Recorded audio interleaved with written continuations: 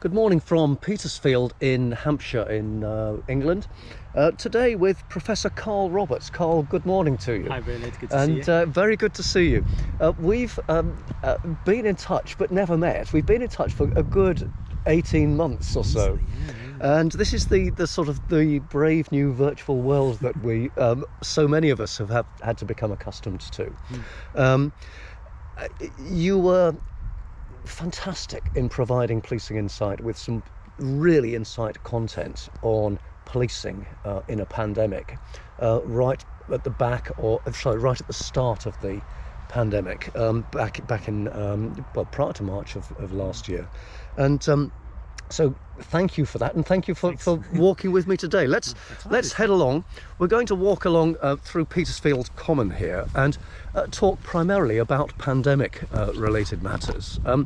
But I'm going to start just by just running through something of your own background, because although we're here in England, actually, you are, amongst other things, a consultant for the World Health Organization on matters relating to policing. You are a professor and chair of policing and criminal justice at Western Sydney University, and you are the professor of Pacific policing at the University of the South Pacific, which is in Fiji. Yeah. And yet here we are in England. That's true, yeah. So, yeah. Well, just there are things that I've left off that impressive list. Hopefully, there's nothing of particular material nature that I've left. But what are you doing in England? That's a good question, yeah. Strictly speaking, I guess you could say we were trapped as a result of the pandemic, which is ironic since I've been working on pandemic policing. We were over for a couple of reasons a couple of years ago, really because of elderly parents, sickness in the family, and just being here so the kids could be with their grandparents and that we could spend time with my parents who were both ill. And that kind of morphed into 2020, the pandemic, real difficulties getting back to Australia, and so kind of here we are. And then luckily a lot of the job that we have, our family, we can work remotely. Luckily our employers are quite understanding, and so we've been able really to sort of build a home and a life in the UK. I mean, myself and my wife are both UK nationals anyway, so we are British as well as being Australian, so in some degree, as I say, we're lucky with the new technology that we can do our jobs from here. And indeed, your wife Vicky also works in policing matters. Absolutely, yeah. And so sort of here we are in Petersfield in Hampshire, and two of the residents of Petersfield in Hampshire, or at least within the region, are international policing experts. So there we are. That should appear on the as people are driving into Petersfield, some sort of acknowledgement of that. Or it might put people off. I think that's the other thing.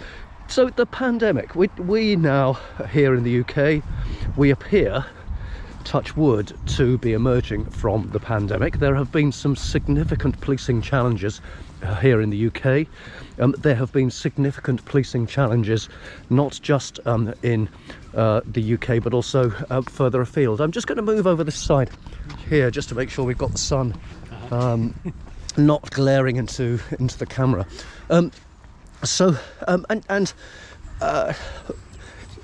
One hears accounts of significant policing challenges, whether it be discouraging people from swimming in a particular lake in the Midlands area here, through to some of the ongoing accounts of policing challenges on the other side of the world, in Australasia. So what's your take on the policing challenges that there have been?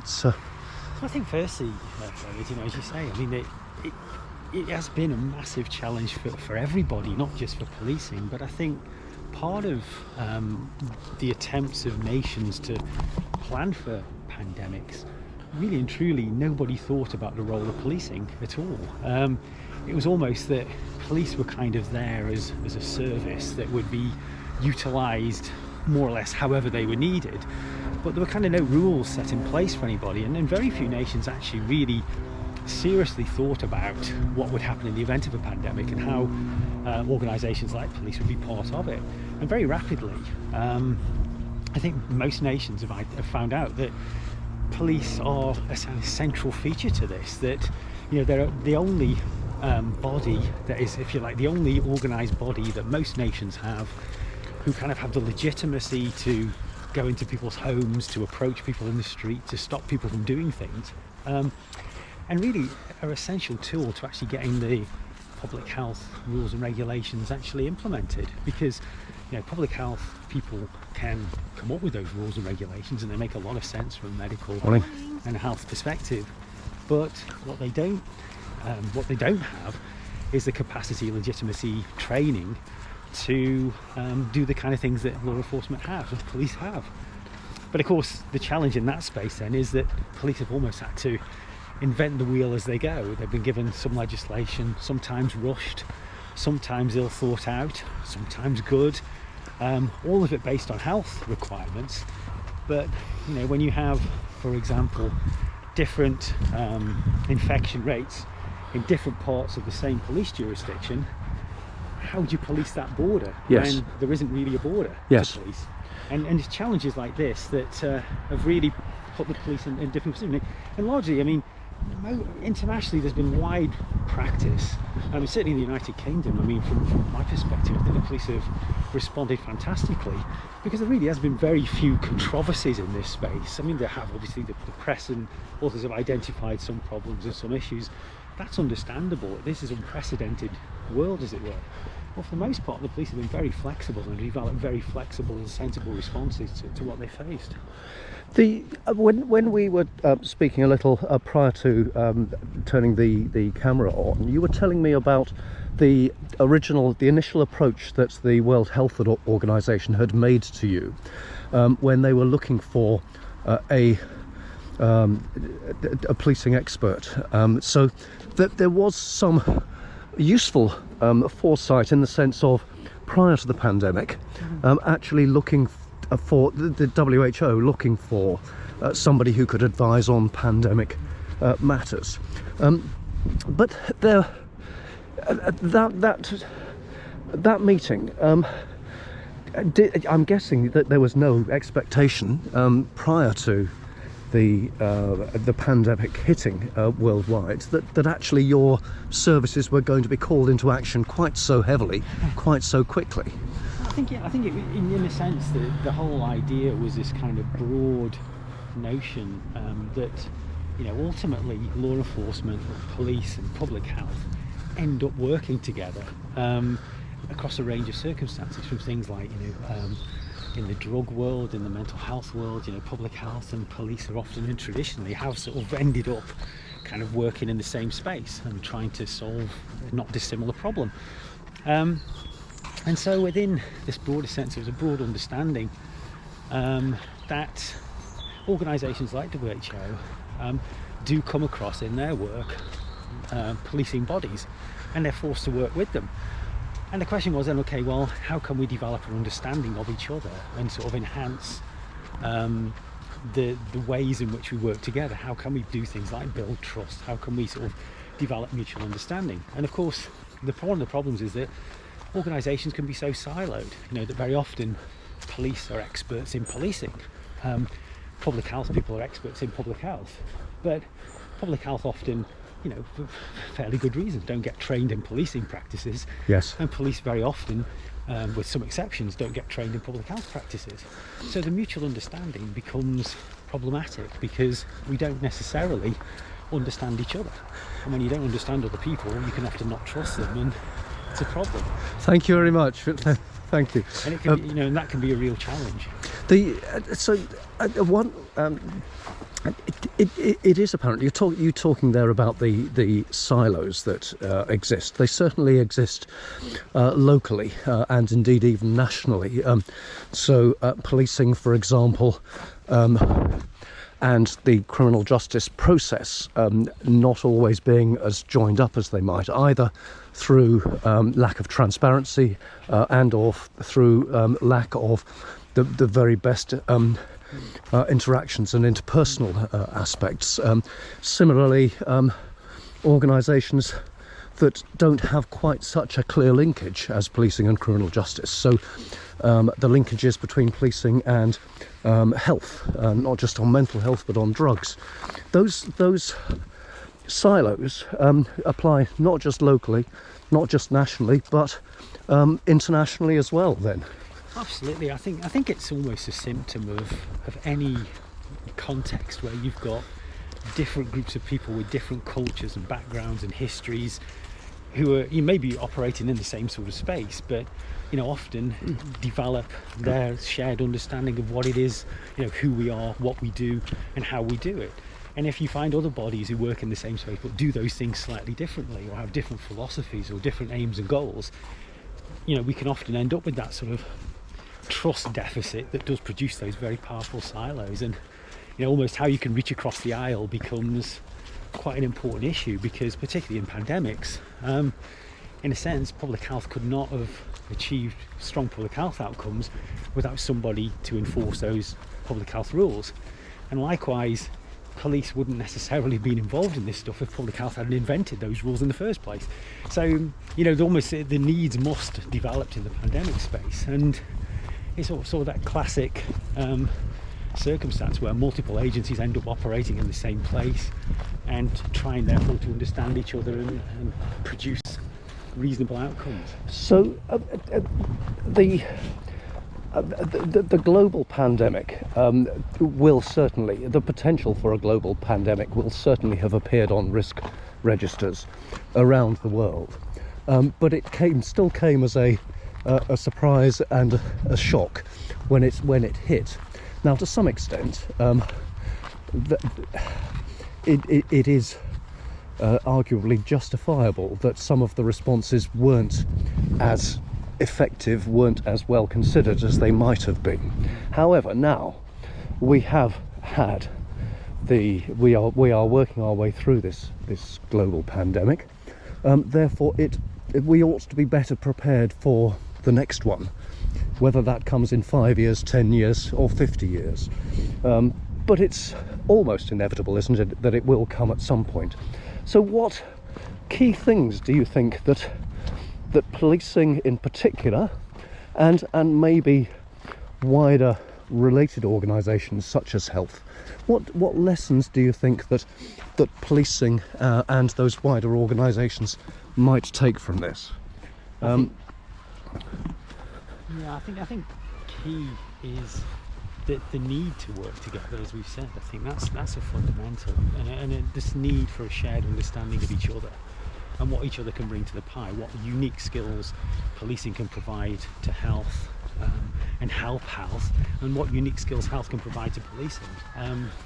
To think about what the threats are that exist out there, from bioterrorism to genetically engineered new diseases to people messing about in their kitchen with biological entities, right the way through to just new ways of thinking about different problems, bringing diversity of thought together. I think that's one thing that we can certainly learn. I think there's, in the global sense, and in the more specific senses, I think when we write plans of how we're going to respond to pandemics, thinking carefully initially about how we might use the different agencies that we've got available. What are police able to do and what are they not? A strong piece of learning from this pandemic has been that legislation often, for understandable reasons, has been written in haste without really much thought put into how it would be enforced. So whilst it makes perfect health sense, but as I said before, when you end up with part of the same jurisdiction divided with two different sets of health regulations, and a police force that's meant to police both areas, and a public that doesn't necessarily see that border, how even viable is it to actually do that? Is it even sensible to do that? And isn't that just going to cause problems by definition? So I think that's one of the sorts of things about thinking about having that sort of dialogue. I'm not suggesting police should be writing legislation, that's a very different world, but certainly a space in a which consideration of the consequences of the legislation, and police voices are part of that broader debate about how we can produce better pandemic preparedness for the future, how we can build better responses. so several elements in that response from you that I'd be very keen to pick up on. So one of which is, you mentioned right at the start of that bit of the response that actually this is not just about a pandemic such as the one that we've had, almost however it was caused, but actually there's a whole host of other threat types that there might be. You mentioned things like biohazard. So whilst we'll leave to one side the cause of this latest pandemic, there seems to be acceptance it somehow originated in Wuhan, but we don't know the precise circumstances. There's actually quite a number of health-related triggers that could impact on policing in a similar way. So that's one element. The other element you touched on in your response was about the different layers, the different levels of collaboration or pre-planning that is beneficial, if not required, ranging from the national through to the international. So the inference there that merit in the World Health Organization and the likes of Interpol, if not Interpol itself, comparing notes at the very least, more closely recognizing that Interpol has a significant policing role, that the World Health Organization, the name gives the strong clue as to what it is there to do. Potential, for example, for those two organisations, potential also for on a national basis. Looking here at the UK, we not only have the different health authorities, but we also have different policing lowercase authorities as well. Scotland, England, Wales, Northern Ireland, each of which different laws in Scotland, for example. So what sort of steps, reasonable, sensible, potentially small steps might there be, acknowledging that there always will be global political differences, but what small steps might actually make quite a big difference? I think some of those, strategies that we've always used over the years when we've been learning how to get multi-agencies to work together are just as useful now. It's about developing shared understanding, by developing, at the very simplest level, interpersonal relations between different members of different organisations, so that, if nothing else, your organisation might not necessarily have a formal association with somebody, but informally you've got someone you can call who, if you've got a question or you're not sure or you're wondering who's the person that, or who in an organisation you need to work with, you've got some kind of contacts. And then at a more formal level, how do you build those things? Well, you can build things through joint training, through cooperative exercises, through all the ways of bringing different people together, and through awareness and some forms of awareness training, so that, for example, people who work in public health learning about police approaches. It's very easy, if you don't work in policing, to get impressions of police that are drawn from media reports that tell you, oh, police are like this. And likewise, if you don't work in public health, impressions from various sources, well, public health are like this.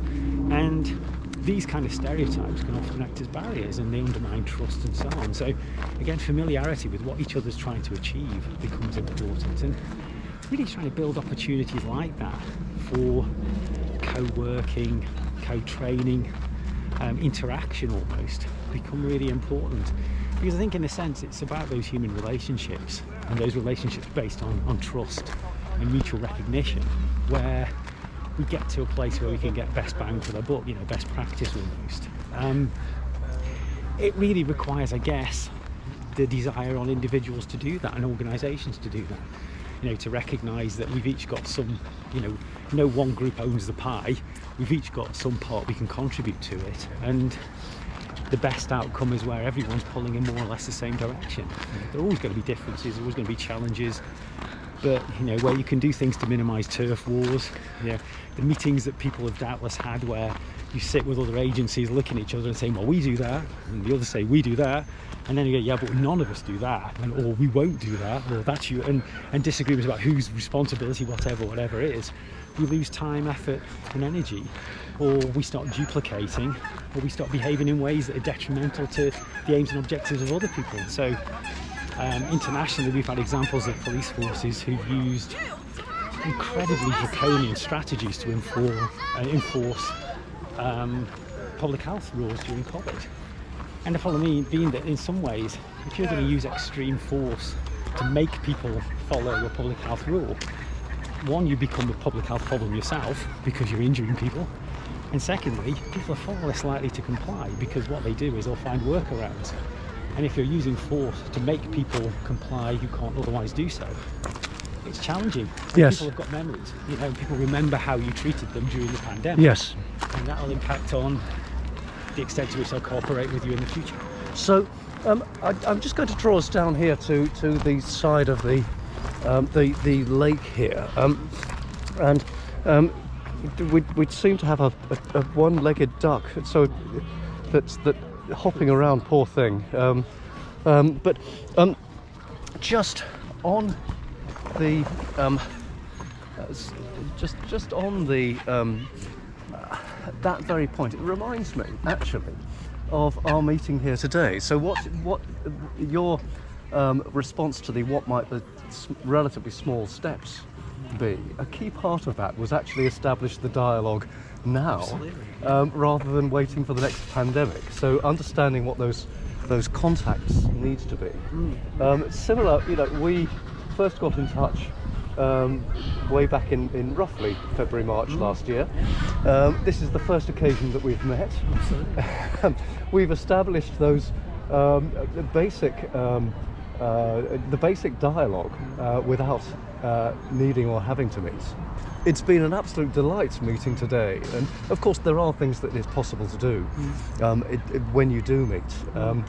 But the key message there is one of establish those relationships, those interpersonal relationships with people in different key organisations, whether it's local, whether it's national, whether it's international. Absolutely.